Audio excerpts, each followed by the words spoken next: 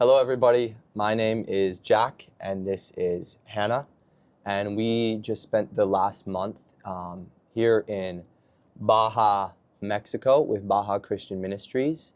And I'm going to interview Hannah and ask her a few questions about her time here interning with Baja Christian Ministries.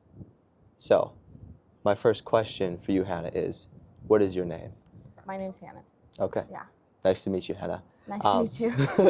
And what made you decide to want to come down to serve with BCM?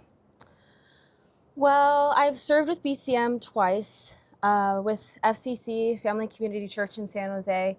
And my clients that I train, I see them twice a week at 6 a.m. They're the ones that invited me to come to a missions trip for like 2 years ago and then the year after. And it was really impactful. And I've done missions before with YWAM and Circuit Rider. So I really love missions. I just stopped doing it. And so this BCM has been like a taste of it without completely changing your life, because it's only on the weekend. And my clients have been just spiritual mentors in my life, and they just kind of start my day in the right headspace, because I'm with them at 6 a.m. in the morning twice a week. And he just saw it in my heart that there is I'd be down to do it, and he encouraged me. He was like, you should just do an internship with BCM for a month. You should do it. You should do a 3-month internship, because at the time there's only 3-month internships. 1-month internships aren't really a thing, at least on the website. So I was like not down to commit to 3 months, but when I found out 1 month was a thing, I wanted to do it. Was that your question? Yeah, that was my question. Okay. Yeah, why did you decide? And to come because I'm turning 25 very soon, and I think that it's a really good time to travel when you're I'm entering a quarter life crisis where you just think about. Are you? Yeah. A quarter 25. life. Okay. You think about life differently, and I think that life is always better when you put God first and make God a priority. And I already love Mexico. I already love missions. I truly do trust that Mr. Reyes really does speak like God speaks through him. And so I just trusted that. And I honestly was just super go with the flow, learn Spanish maybe, leave, travel, have some time to be with God. And it's just been a really transformative month. And I'm really happy I came. And what has been like your internship responsibility? What have you been doing? Exactly what you're doing. It's my job. Not exactly. I don't really do any media stuff. Well, you interviewing me. You interviewing me is what I have been doing, a couple interviews on YouTube, and then just helping with marketing for the ministry through primarily Instagram and short form content. But the things on Instagram are getting on Facebook, so that's been really cool, and just getting content to hopefully get on the websites, to update the websites, but I don't do websites. So I'm hoping that happens, and just to give more attention to this ministry, do some social media management back at home, and I really love it. I think it's really fun and really easy, and I like that creative side of it. So applying that to this ministry has been really cool, and I like how people appreciate it. I like how people are down to just answer short questions and put it on Instagram for just the crazy things happening in Mexico to reach America, and for people to be like, whoa, that's really happening. It's the most fruitful thing to hear feedback of people liking the content and liking what they see on Instagram. Because, social media can be shallow, but when you're seeing the reaction of someone getting blessed by a house, or what it's like for these kids to go to Mexico for a weekend to build houses with their dad, and how much joy is in their eyes when they talk about it. Yeah. It's cool. It must be cool to see that from California, when just life can get mundane. Or Wisconsin. When life can get mundane and purposeless, and to see that, I'm hoping that people will want to come because of it. What has been your favorite part of your internship down here in Baja with BCM? My favorite part is definitely just connecting with the people here. I think that I really didn't process what I'd be doing much, or who I'd be going with. I came by myself. I didn't know anybody other than people I met when I built houses for 2 days. I really didn't know anyone, so I'm like, okay, I'll just really learn Spanish. I'll read through the New Testament. I will spend time with God and pray a lot. And then I ended up meeting people who have such just, I feel like they're going to be in my life forever. People that I feel like Lydia calls me little sister. I mean, big sister. She's my little sister. And now I'm like, wow, now I need to come to Mexico for the rest of my life because she's going to remember me for such a long time. And she's 7 now. And now I have to make priority to come here at least once a year, if not more, because like the bond I made with her is really special. Or Becca, Eric's wife, just having that time with her to just open up to her about things I haven't opened up to about with someone, and just thinking that I could maybe be, I really thought I'd come and be a blessing to BCM and help with social media because there's not much of a presence. They need more videos. But then when I came here, I realized how much internal work has been happening and being able to... In you. Yeah. You're saying how BCM has impacted you. Yeah. And like what Eric calls the mutual transformation. Mutual transformation, transforming the lives of Mexico and transforming the lives of people that come.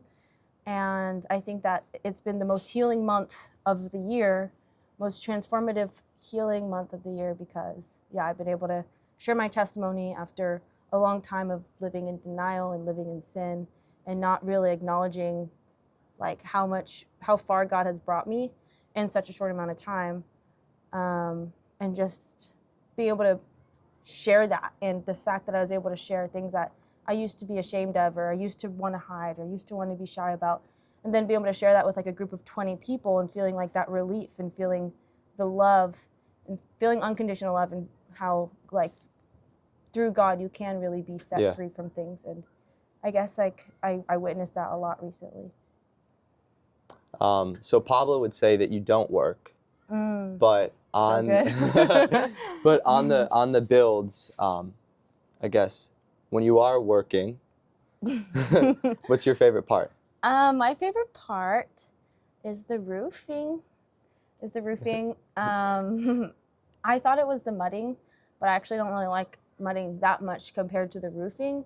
I just think it's fun to test your balance and how it's just truly survival of the fittest. And you're up there balancing, trying to act like just standing there isn't the hardest thing. And the hammer gun is really cool. The nail gun. The nail gun, yeah. Yeah, it's crazy. Just like it pokes out nails. Yeah, you really learned to hit the nail on the hammer. Yeah. Yeah. I was really hitting the nail on the hammer. From the hammer. And yeah, I think it's really cool. I think in America, you'd never get to do things like that because you have to sign a waiver and you have to make sure you get your, your roofing vaccination. Your roofing vaccination and verification. Maybe we might have to cut that out. I'm not sure. No, it's fine. But yeah, it's cool. Like you can just get on the roof. You can use a hammer gun. You can have no experience. Still do it. But I like roofing. I think that I impressed a few people with my roofing skills. Not saying like that matters, but that mattered to me. Josh said that he was impressed, and I'm like, wow, I think I'm gonna spend time on the roof every house build because not a lot of people go on the roof. It's scary. I'm not scared of heights. It's not for everyone. Yeah, I feel like I developed I didn't know that side of me existed. I really thought I was just a camera girl. You're learning so much about yourself. Yeah, so much. What would you say to someone who is, and you asked me this question, so I'm going to ask you this question, who is considering coming down to maybe serve with BCM? Maybe they're considering coming down for just a weekend build, or they're considering applying to be an intern with BCM, but they might be a little nervous. They might not want to. They might be not sure if they actually want to come down, if they want to make that commitment. What would you say to them? I would say a month is going to go by whether you come or whether you don't come. And you can stay home and do the same exact thing that you would, whether it's work. Come on. or serve at your church or do different things. But I thought that life would just, that I should stay because I have work to handle, I have business to handle. And a month is just too long. That's irresponsible. That's immature. I need to honor my responsibilities, but it's like a month is going to go by and I could be the same exact person with the same normal experiences, or I can go to Mexico and come back at the end of the month and be maybe transformed, maybe a blessing to somewhere else. And so I think that a month really isn't that long at all. So many people just do the same exact thing for a months, month. Yeah. for years. They stay to what's comfortable, and it's crazy how much joy you can experience if you step out of your comfort zone. Mm-hmm. And if you're thinking about it, I think you should do it, but you should come with the mindset and heart to serve and to know that there's something inside of you. If you're curious about it, there's something inside of you that has the heart to serve, and come to just realize that these people aren't doing it for a month, they're doing it for a year. How can you be a blessing to the people that you're coming to spend a month with? Mm-hmm. And I think I've learned that through you and Silas, because that's just characteristics that comes very naturally to you guys. I was down to spend more time alone, do some walks on the beach when we're not building, but then connecting with everyone, I'm like, dang, I want to know these people because they're doing it long term. I want to help these people out and serve them however I can, because they're not going back home in a month to what's comfortable, to what's American, to just the fancy stuff. But if you come to serve, if you come with an open heart, nobody here knows you. So even if you are a shy person, you don't have to be shy here. You could just be like, okay, this is going to be hard for me, but every day I'm going to have a deep conversation and get to know someone else. You don't have to be who you are at home. You can be extroverted, social, a prayer warrior, evangelist, share the gospel, and you may never do that at home, but here it's a completely new environment, so there's freedom to be whoever you want. And when you come here, you'll kind of potentially get to remember who you are deep down inside. Mm-hmm. When you're being used by God, when you're surrendering time to Him to serve, and it'll be a transformative thing. Like whatever happens, even if it is super hard for you, it'll be transformative, and the month will end if it's hard, and if it's the best, the month will end, and you can always come back. Yeah. If I can add to what you're saying, a lot of times, like the habits that we have back home, our habits kind of make us who we are.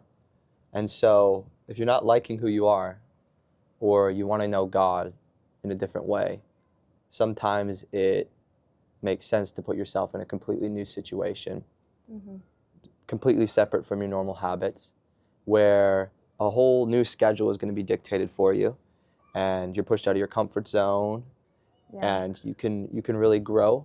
And if you're stuck in something, or if you're looking for answers for something, or if you want to change or grow, coming down to serve is a great way to do that.